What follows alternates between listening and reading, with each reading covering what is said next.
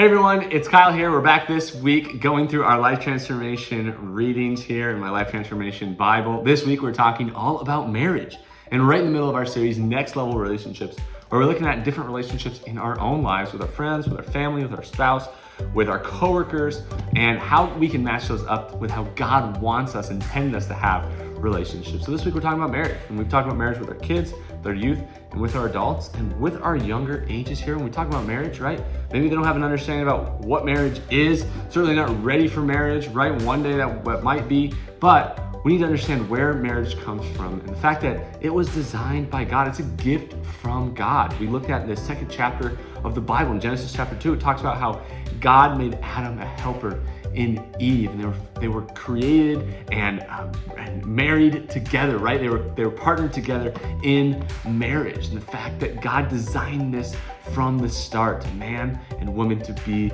together in marriage, and we need to honor and respect that. Our memory verse this week comes from Hebrews chapter 13, verse 4. It says, "Give honor to marriage and remain faithful to one another in marriage."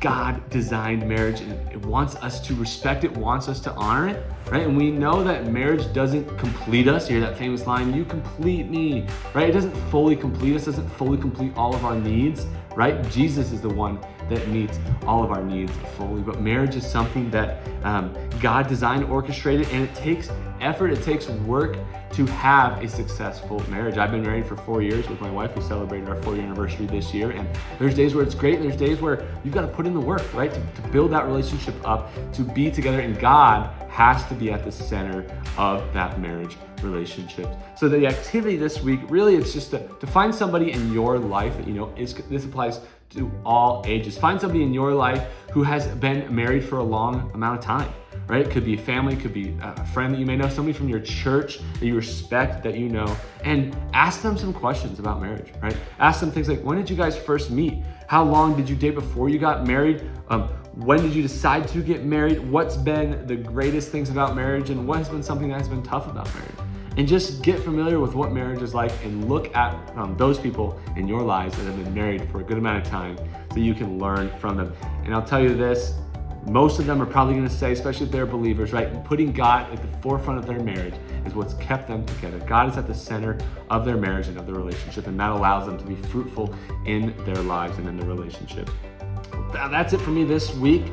Stay tuned all year long. We are going through the Life Transformation Bible. We are giving these things away. We just got a shipment in of our adult Bibles and some other ones that we are giving away. So please, please, please reach out if you need one. We have kids, youth, adult, Spanish versions, large print text of the readings in the beginning of the Bible. Pick one up here on the weekend, or we'll mail one to you for free. Email us at info@alivechurch.com. Well, stay tuned all year long. We're going through this Life Transformation Bible. I'll see you guys later. Take care.